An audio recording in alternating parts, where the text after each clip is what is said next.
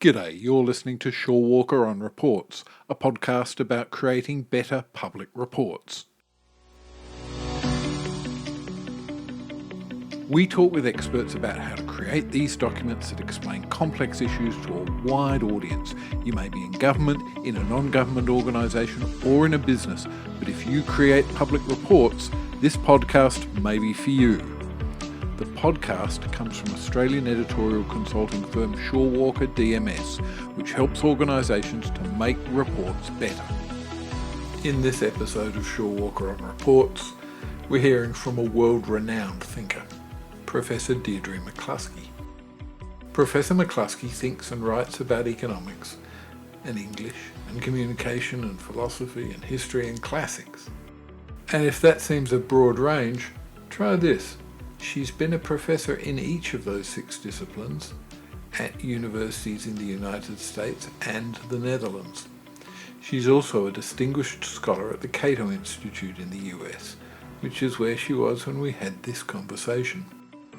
I first read Deirdre's book, The Rhetoric of Economics, in the early 1990s. It was already famous by then. She's well known also for her work on economic methods. She's contributed to cliometrics, that is, the application of quantitative methods to history. She's a leading scholar of the economic history of Britain's Industrial Revolution. And in recent years, she has become famous all over again for her series of books on the industrial middle class and its values. Books with titles like 2016's Bourgeois Equality, How Ideas, Not Capital or Institutions, Enriched the World. Of particular interest to us today is her thinking about communication. She has looked, perhaps as deeply as anyone, into how the social sciences use persuasive language to spread and advance ideas. She still often refers to this persuasive language by its old name, rhetoric. She also calls it, more colourfully, sweet talk. Also relevant to this podcast is one more thing.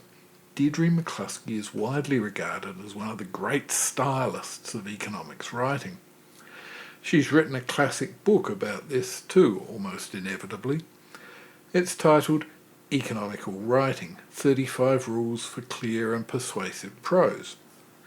And on top of all that, she's also a powerful speaker, despite the twin handicaps of stuttering and of suffering vocal cord damage later in her life. I've now enjoyed several of her books. I put up a list on the podcast page at shorewalker.net. I've also had the pleasure of speaking with her at length several times in recent years. And she's not just hella smart, she's also a lot of fun. So I started by asking her a fan question. How did she come to be so accomplished in so many areas? The kind of sober reply is that I had been educated at Harvard in economics back in the 60s. And then my first job, and I was tenured there, was at the University of Chicago. And at that time, those economics departments were very far apart. One was Keynesian, the other was, well, you could say monetarist or classical, neoclassical. And so I was puzzled at the rhetoric of economics as I came to understand it. And that led me to the study of classical rhetoric, and the whole issue of how scientists or husbands and wives or, politicians and citizens persuade each other. My kind of smart aleck version of this is that my heroine is the great American vaudeville and movie comedian Mae West. And she said, I was Snow White, but I drifted. So in the end, I was a professor of English and communication and economics, and I was a professor of philosophy in Holland, and all over. McCloskey's father was a Harvard political science professor, but McCloskey credits her mother with instilling curiosity in her. Dad was an expert. And as our president, Harry Truman, said, an expert is someone who doesn't want to learn anything new because then he wouldn't be an expert.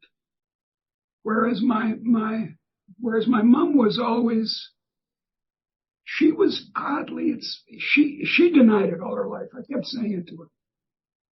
Mom, you're the intellectual in the family. You're the one who's interested in ideas for their own sake and are always willing to hitch on and inquire into them. And I think I got that habit from her, or maybe I got it genetically. So that's one thing. And then this, I've been everything one could be in a long life in economics, from sort of a wannabe Trotskyist at one extreme, to now an advocate for what I call humanomics at some other extreme. And I've been everything in between. I've been a Keynesian. I've been a standard issue Democrat. I've been a social engineer. I've been a Chicago school economist. And I don't do this just because I'm crazy, although there's some evidence that I am. It's because I keep seeing new truths because of this intellectual curiosity that my mother imparted. As you're about to hear, McCloskey spent a lot of time talking with me about how we use words to communicate and persuade. In fact, the more I think about it, the more I realise that persuasion is the common thread running right through Deirdre McCloskey's rich career.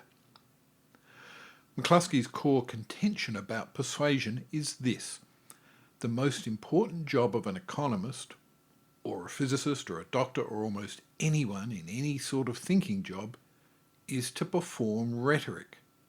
And she doesn't just mean windy speechifying, she means rhetoric in the sense that the Greek philosopher Aristotle meant it. She means rhetoric in the sense of persuasion, of using, as she puts it, sweet talk to change people's minds. And to make her point, she turns, as she often does, to the 18th century author, sometimes called the first real political economist, Adam Smith.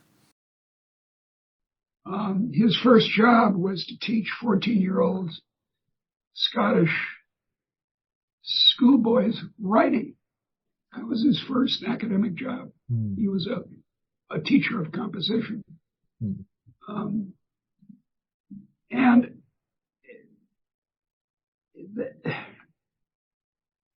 what people would like is that they say something and then you just agree with it. Mathematical proof is supposed to be this way. You prove the Pythagorean theorem. No, there's no persuasion about it, right? Bang, bang, bang. Well, that's never been true. Humans are human, and we need to be sweet-talked. We need to be persuaded of all kinds of things. I mean, the most important thing these days that we need to be persuaded, both in your country and mine, is to continue with the project of a free society. Because there's this terrible temptation, which some of our countrymen indulge in, of admiring the man on the white horse, or the Nuremberg rally way of being in politics, and that's just terribly dangerous. So we have to be creatures of tolerant persuasion. McCloskey has even co-written a paper trying to pin down just how much of modern work is rhetoric. That is, how much is persuasion work, and how big is the persuasion economy. She argues that this persuasion economy covers everything from lawyers to judges to building site supervisors to marketers to scientists. Her original paper calculated that persuasion was a big slice of the economy. In rich countries, it was around a quarter of gross domestic product. An Australian Treasury economist, Jerry Antioch, revisited this idea in 2013 and argued that the US persuasion economy had expanded further to 30% of US GDP. And probably that number's even higher than 30% now. And it's probably roughly that size in Australia. The idea that persuasion really matters might seem a fine thing for a marketing executive to spout, but the idea that persuasion is central to economics and to other fields like philosophy probably seems an odd idea to most of us.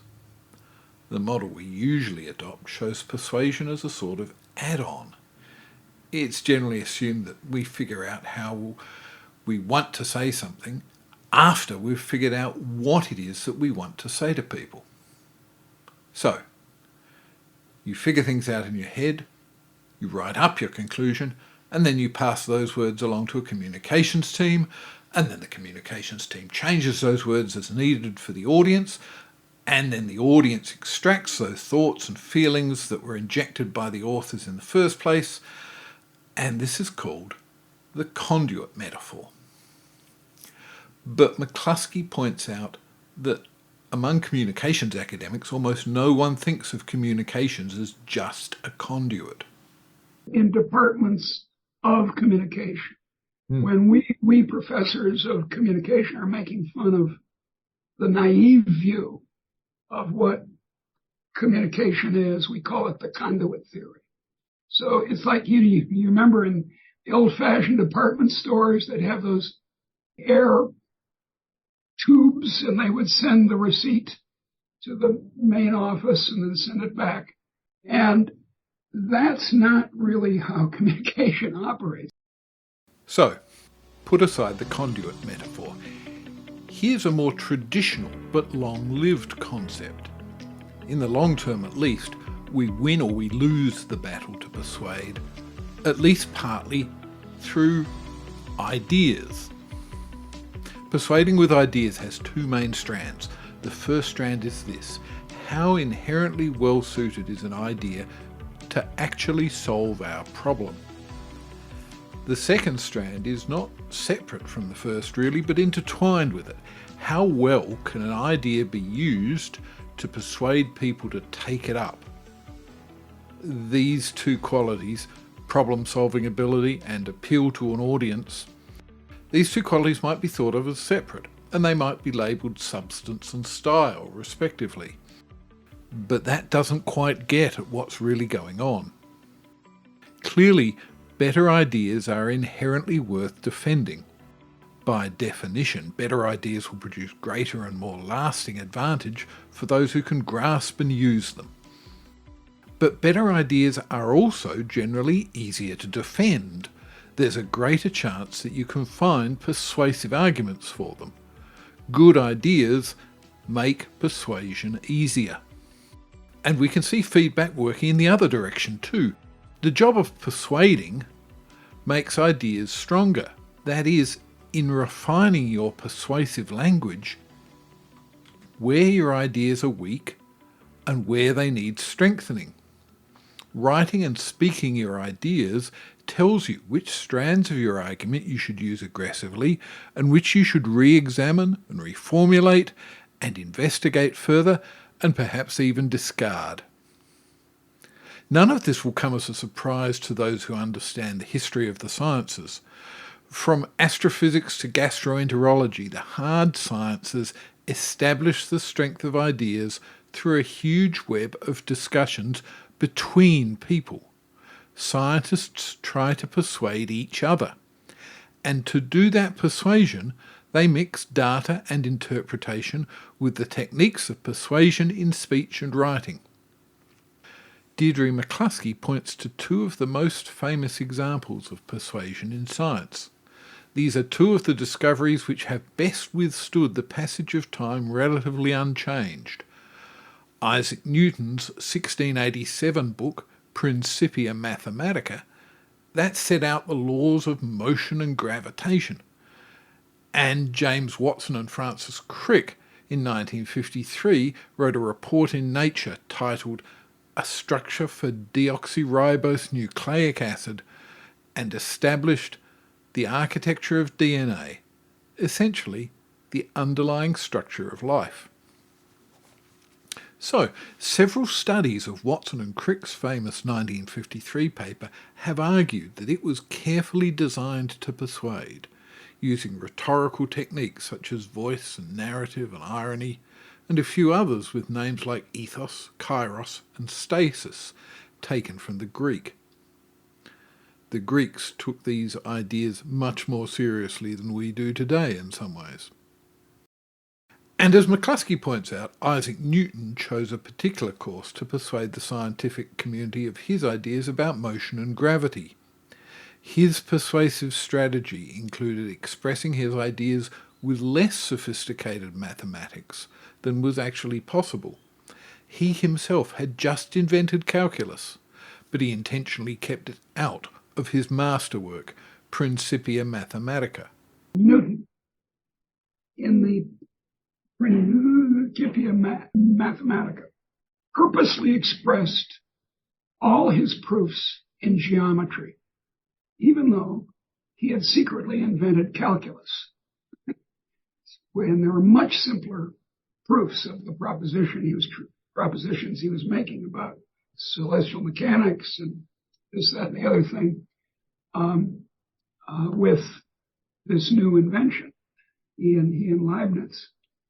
And yet the style was necessary for the audience he was dealing with for two reasons. One thing, the best intellects at the time were very much into Euclid. And Spinoza was, and Bacon was, and Hobbes was. They were all Euclideans. And axiom and proof was how they were going to do things. Not simulation in the sort that one does with calculus. And the other reason, which he articulated at one point, is to keep it secret. You had to be a first-rate intellect of the 1680s to understand his book. So what style and what substance here? The style conveys is not the word. That's the conduit theory. It expresses a view of what science should be. It's not just that the ideas are woven into the task of persuasion. The persuasion is also integral to the contest of ideas. We're, what's the word to use? We're charming other people, or we're bringing them on our side. Or, not so nice, we're exercising our authority, our superiority. I'm a field medal winner in mathematics, and you're a mere ordinary professor of mathematics. Shut up. It's one way of doing it, right? So it's persuasion all the way down, and that's perfectly natural, and there's nothing French or disgracefully postmodern about it. It's the way humans have always been. We can put this another way. Persuasion, or rhetoric, is not so much like that box in which your Amazon parcel arrives. Rhetoric is more like the user interface on a piece of software. The language which expresses an idea, which persuades people to believe the idea, is in continual dialogue with the idea itself. They influence each other as they go back and forth. The rhetoric helps to question and fine-tune the idea, pinpointing weaknesses and strengths in the arguments. And as McCloskey points out, rhetoric used to be a starting point for this process of teaching people how to think. The ancient sophists in Sicily and then Athens were essentially the law professors of their time. And rhetoric was the basis of education in the West for 1,500 years and longer. And they would have exercises like an absolutely standard one, which we ought to do more these days, which is to have the kids, have the young, it'd always be boys, of course, they were doing this with, have the young boys make a case for one side of the argument and then say, okay, guys, now make the opposite case. I want to pause here to underline a point. This centrality of rhetoric, of persuasion, is not some weird theoretical idea that McCloskey's just come up with. Lots of people in practical positions make this point. To have influence, people need to do more than just develop theoretical models. They need to tell stories, even when those stories are backed up by theoretical models. Economics provides plenty of examples.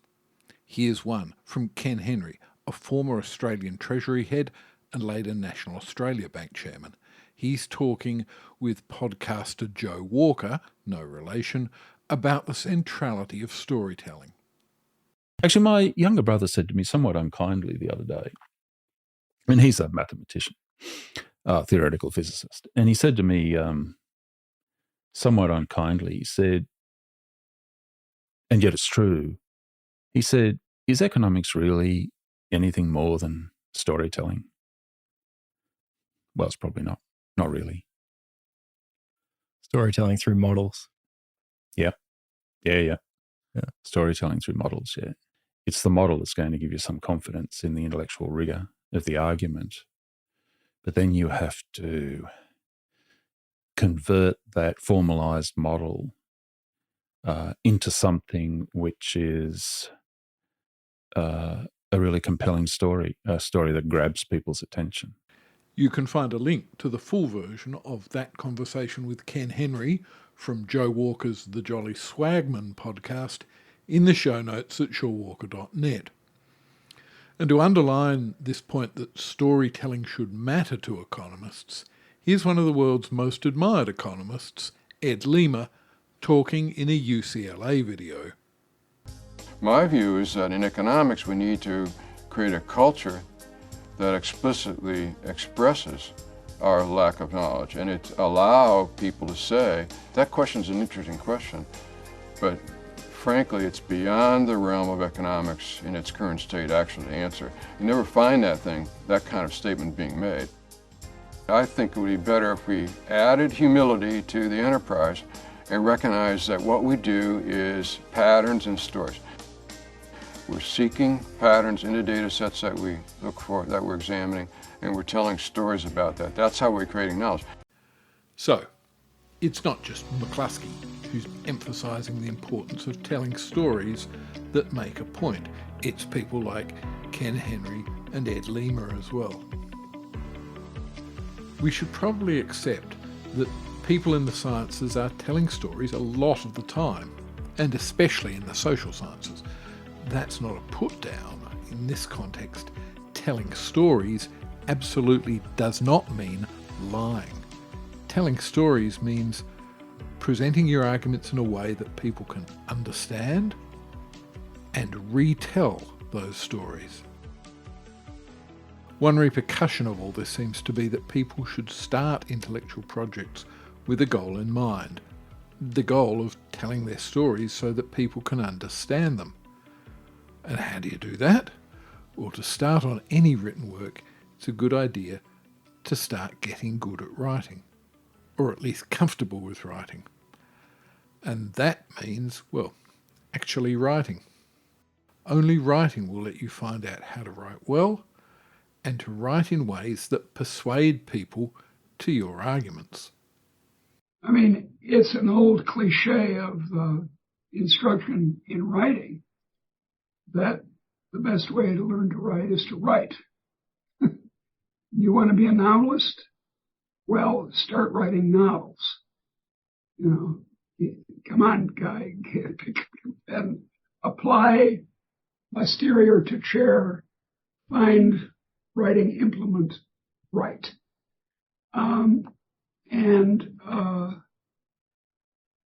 I find, and I'm sure you do too, that style work is intellectually fruitful. Here's an example.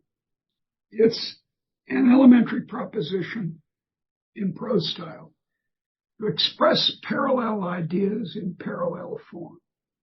So I won't give an example. It'll be too hard. And when you do that, and I find it all the time, I'm forced to see the parallel and to see, have I got that right? Is it really parallel? Is this an example of that? See what I mean? So ideas are forced into existence by writing, speaking. Famous remark of Francis Bacon that reading maketh the full man. Writing maketh something like the precise man. By expressing an idea through writing, we somehow shape the idea itself. It's an inseparable part of the idea. And writing and speaking sometimes force new ideas right into existence. And sometimes they also force the ideas that you already have on the page into a better shape. And sometimes you only actually find out what your argument is at all when you write it. And then you look down at it and you get dissatisfied with the bad bits and you start improving it. And that's not a widely accepted notion, but it nevertheless seems to me to be true. It's not only true in the advice I give students and others, it's the experience of my life. And you must have the same experience, that I don't know what I think until I say it. And sometimes I can say it, like in conversation with you, but I don't really get it clear until I've written it very well.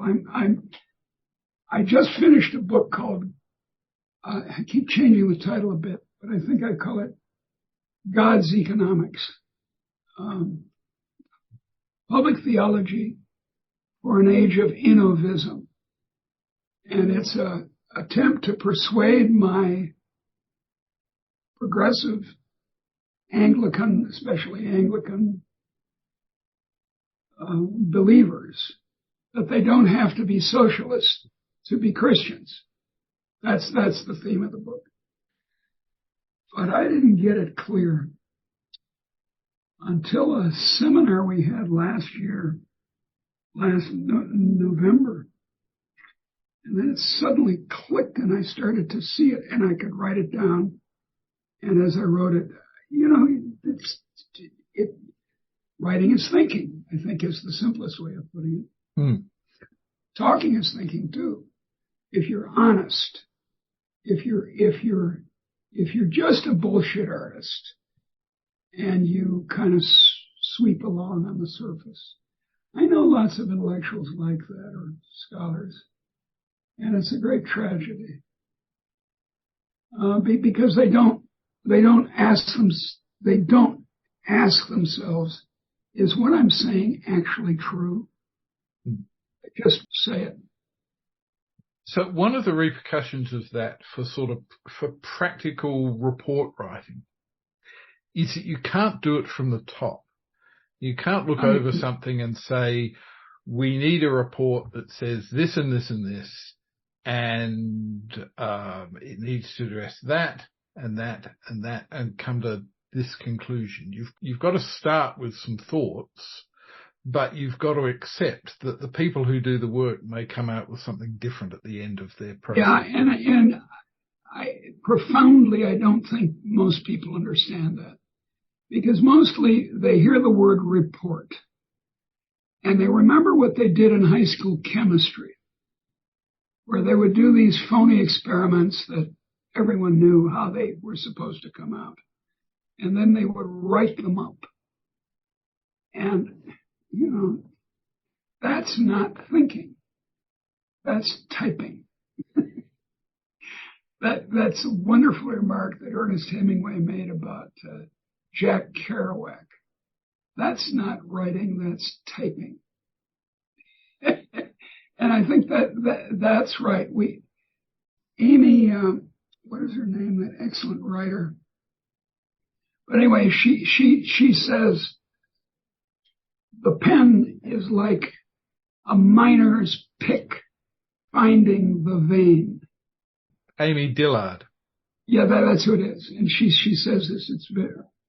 And then the next sentence leads on to the next idea. And if you don't let that happen, if in your agency you think you can impose ideas down on your subordinates, and that's it, they're going to just type, not think, it's pointless. You're absolutely right. You should be having, but the problem is there has to be an attitude of honest discourse, or else it's not going to work. If people are strategizing or trying to please the boss or whatever, it's not going to work. For several decades now, McCloskey has been writing and expanding her masterwork on writing. It started as an essay. These days, it's a book titled just Economical Writing, available at all good bookstores. And since its early days, it has contained an insight you rarely hear talked about. And it's this: far more than we usually think, most readers struggle to keep up with narrative, any sort of narrative. One of the most useful ideas in economical writing to me, at least it's in the 35 rule version, is that readers are sort of lost and unsatisfied a lot of the time. All the time. Almost nobody ever says this. They're always confused. I am. Aren't you? Yep. I mean, when I read something, half the time I don't know what I'm reading. I forget. Wait, what's this mean? I discovered slowly that a lot of people, like me, don't finish many of the books that they start. Tyler Cowen, for instance, I think says he finishes 1 in 10. No, I don't ever finish a book. You suggest that writers need to work very hard to keep readers awake. Yeah, just sheerly awake. I had a wonderful colleague in the history department at the University of Iowa, Bill Adelot. Like me, was a British historian. And Bill said, the big thing in scholarship is to keep awake. He said, if you're going to be a scholar, you're going to have to read a lot of boring things. So you've got to learn how to stay awake. And so vice versa. You can't bore people. Now, that seems an awfully harsh standard for some kid who doesn't know writing very well. But you got to keep them awake. Also in that book, you talk about how people get lost very easily in the words. You mentioned talking to a graduate student who assumed he had some sort of mental deficiency because he kept getting lost in the middle of a paragraph. Right. That's right. That's right. He was amazed when I told him, look, everyone has this problem. He thought he was just stupid. The other aspect of just how badly people deal with the whole issue of reading stuff is there's a wonderful quote from The Atlantic, I think, from a woman called Pamela Paul, who was and I think still is editor of the New York Review of Books. And she said, look, it's a terrible thing, but I can remember the titles of books and the authors and the dust jackets and the subjects and all of this. What I can't remember is what the book actually said. Yeah, it's true. I amazingly true. Books. There's a green book, and sure enough, it's a green book. And then, let's see, what was that book about? Yeah. I'm 57. I feel a bit stupid that it's taken me all this time to figure out that an awful lot of what people write and read just passes through their head like it was a bird flying through a cloud. Yeah, that's true. It's like, well, look, both you and I have read a great deal in our lives. Way above the average for people of our society. And yet, I own 6,000 books, and I've read a lot of them. And you're right, there's a kind of, but there'll be a gem that you'll get from a book. On page 100, that'll be it. Well, Umberto Eco had a personal library of 30,000 books. And he kept being asked by naive people, have you read all these? He finally came up with a very good answer. He said, no, I haven't read all these, but the next one may be the important one. It's a good answer. So, people tend to forget what they read. One response to this is to try to repeat your message using this simple formula. Tell them what you're going to tell them, tell it to them, then tell them what you told them. That is sometimes called the preacher's rule because it frequently gets used in church sermons. McCloskey detests this rule because it makes your writing dull. There is a modern disease, which I warn against in the book, of say what you're going to say it, say that you said it. It's claimed that Bertrand Russell formulated this. Now, he never did it. There's no essay of a book of Bertrand Russell in which he does this. But someone told me once that he said it, in which case he's burning in hell for it, because yes, you've got to keep people apprised. Not apprised, that's not a good word. You've got to keep them aware of the forward motion of your argument and your prose. But you can't keep stopping and telling them that. You can't say, now I'm going to tell you about blah, blah. When you're talking about yourself, you're not talking about the subject. So forget about that. Just use your skills as a human being in conversation. Here's how I would suggest doing it. Not by stopping and saying my message is X, but by subtle repetition.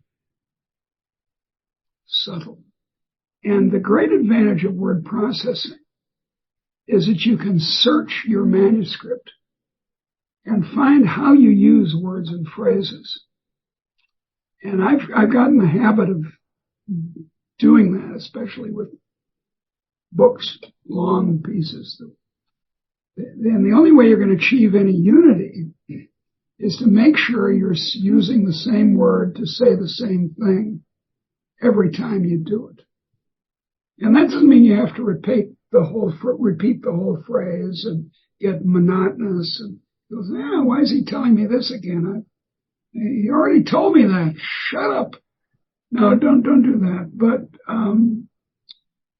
do watch what you're using. I mean, for example, in this current book that I mentioned to you, which I just sent off to the press, who knows if they're going to accept it. I worked at lining up my vocabulary. So when I talked about, for example, this word innovism that I use in the title, or an age of innovism. That's a special word that I made up as a substitute for capitalism, which is a scientifically wretched word. It's a silly damn word. It's very misleading about the economics, about how we actually got to be rich. We didn't get to be rich by accumulating capital. We got to be rich by innovating, by thinking of new ways of doing things.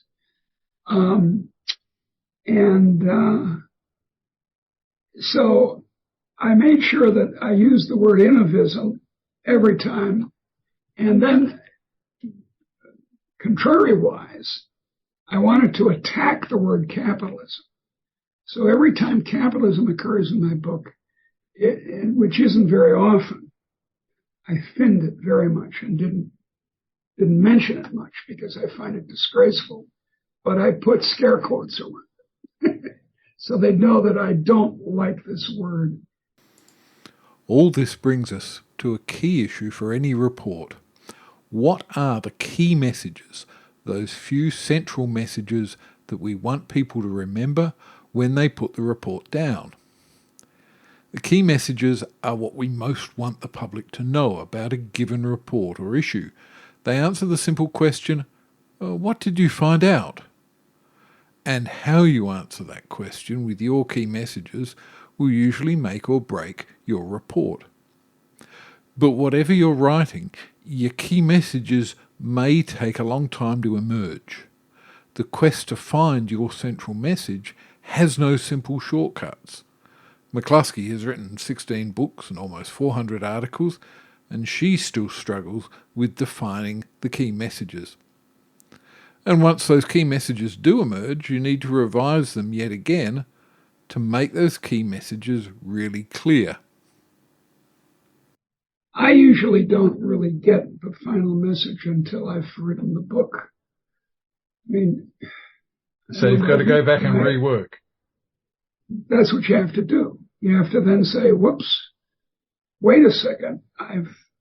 There's a nice expression in journalism, burying the lead. The lead is the basic point of the news story. And there's this horrible modern convention in journalism, which has gotten worse and worse, of making every news story into a feature.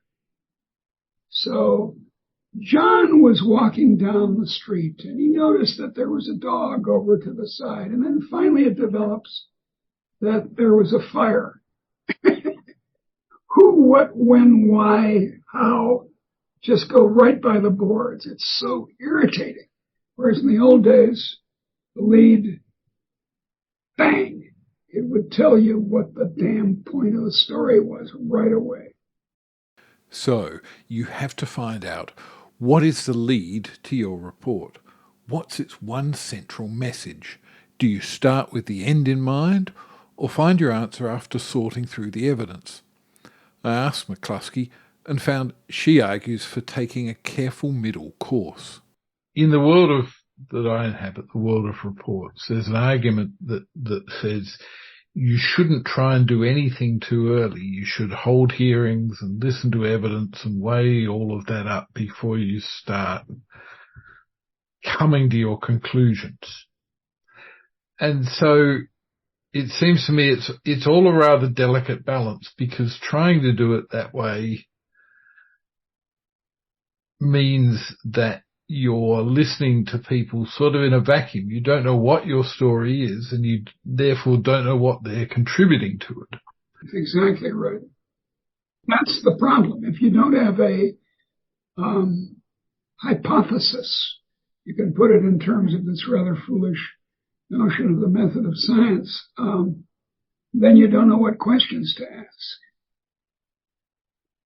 There is a passage in a Sherlock Holmes story where Doyle has Sherlock Holmes say, you mustn't speculate. Premature speculation is death to discovery. You should just look around. Well, maybe. But then there's a kind of opposite point, which a great philosopher of history and archaeologist himself and historian of Roman Britain, whose name I'm going to forget, wrote in a famous book published after his death, 1945, called The Idea of History. And there he said, scissors and paste history is just collecting all the data there is and looking around the crime scene and looking aimlessly at everything. Whereas he says, and he's got this long passage about a detective who has a hypothesis of who the murderer is and goes that way. And those are two completely separate ways. And in a way, you have to both. McCloskey has another lesson to teach. Take care to add illustrations and diagrams and charts wherever they can help. People who want to seem sophisticated sometimes look down on pictures, but they're frequently the best way of getting a point across. And not just to ordinary people going about their daily business, but also to some of the very smartest people in the world. For a year, I was at the Institute for Advanced Study at Princeton, the famous Einstein Institute. I was over with the social scientists. Every morning and afternoon, there was a more or less compulsory tea.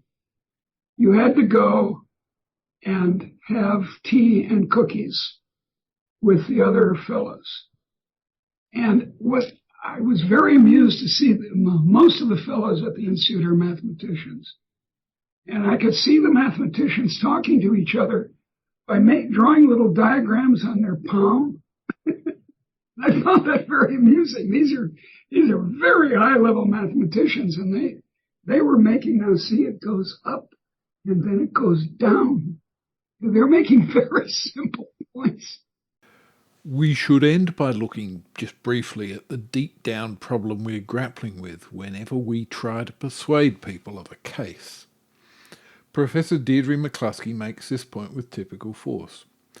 We have to accept that persuasion is hard. That's not easy. We live in a world that thinks the opposite, a world that thinks that everyone can be persuaded, sometimes against our will, often by dark forces, the advertising industry or lobbyists or the politicians. Their word is manipulation. That's their big word. But people who actually dig around and find out whether their ad spend really works often discover something else. The power of advertising to manipulate us is less than they think and less than we mostly think. If it were easy to persuade people in science or in marital relations or in politics or in buying Lucky Strikes, the people doing it would be very wealthy. There would be $500 bills lying around all over the place, and it would be just so easy. And it's not. There aren't any $500 bills. People believe there are. They wish there were.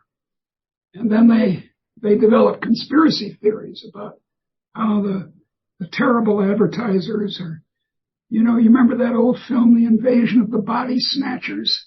That's what they think's happening, that the advertisers are taking over our minds. Except what's irritating about that argument is that there's these people who say that advertising is terribly, terribly manipulative and important and the surveillance capitalism and so on. They say it's the stupid people who get manipulated. I, of course, don't. I can see through it. I have special insights. So if the power of that sort of commercial messaging is generally overstated, then the corollary presumably is that the raw power of ideas is understated. That ideas rule us much more than we think they do. A great deal more. That's one of McCloskey's core intellectual principles, the idea that ideas really do matter. But still, persuasion is hard. And when McCloskey herself tries to persuade people of something, She does know better than anyone else. It almost never works. It's very frustrating. I mean, we as scholars, scientists, journalists, politicians, whatever, wives, husbands, whatever we are, we're always trying to get through to people. Not necessarily even to bring them to our side, but to have an intelligent, open discussion. And, well, here's an example. I've been arguing for 40 years, along with many other statisticians, applied and theoretical statisticians, that a certain technique, tests of statistical significance, is bollocks. It's complete rubbish. It makes no sense at all. And this has been known for about 100 years. And yet some scientists, not too many, economists, medical scientists, sociologists and psychologists and political scientists go on using this machine because they love machines. It's part of modernism. They found the little machine, and they can put 3 asterisks over a coefficient, and it makes them feel very good. And it's complete craziness. And I've tried everything to get this across. I've made fun of them. I've tried to sidle up to them and be very friendly and nice and tried to compromise, and nothing works. Nothing works. Abraham Lincoln in 1842 spoke to the Temperance Society of Springfield, Illinois, as a young man. And he said, if you want to persuade, now by that time he was an experienced trial lawyer. And he knew, to the extent he could, he knew how to persuade people. And he said, if you want to persuade someone, you first have to persuade them that you are their sincere friend. If all you can do is what I do with statistical significance, is say, you dopes, don't you see this is ridiculous? Abraham Lincoln says they'll turn away from you and they won't be persuaded. But Abraham Lincoln did not say you should stop after you persuade someone you are their friend. He argued you still have work to do. During his famous 1858 debates with Stephen A. Douglas, Lincoln said this: if a man says he knows a thing, then he must show how he knows it. Deirdre McCloskey takes the same stance. Here's the answer, though. The liberal approach to another human being is to treat them like reasonable adults with ethical standards. And whether it works or not, frankly, I don't care too much. I feel that it enacts liberalism in a deep sense, not just the Liberal Party of Australia or something, but real liberalism.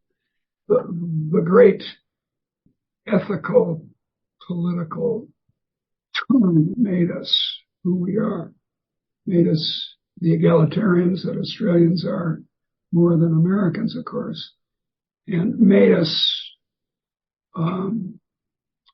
respect each other, makes intellectual conversation, such as we're now having, possible, is to treat each other as though reason, evidence, sober consideration of the pros and cons was how we should make decisions. Now, whether we actually do or not is, alas, not as common as it should be. So there's kind of a liberal program in good writing, in honest persuasion, honest sweet talk, that instantiates, to use what the English professors like to say, instantiates an ethical, liberal, I would say even a Christian attitude towards other people. And that's probably a good note on which to end it. Well, I've enjoyed this very much, Dave. This has been the Shorewalker Reports podcast, a podcast about creating better public reports. Shorewalker DMS helps businesses and governments to shape and edit your economic, social, business, technical and scientific content so that it better persuades today's critical audiences. We're on the web at shorewalker.net, that's shorewalker.net, or call us on 03 8899 7790.